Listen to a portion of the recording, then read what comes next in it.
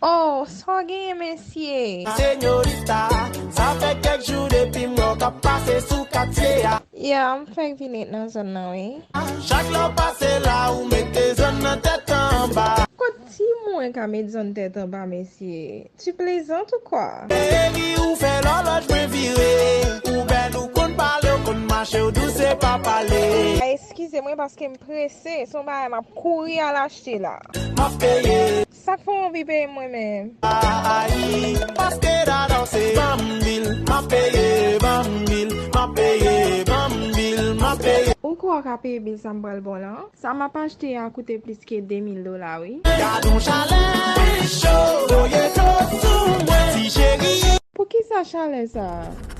Non, mais t'as dit. Bon.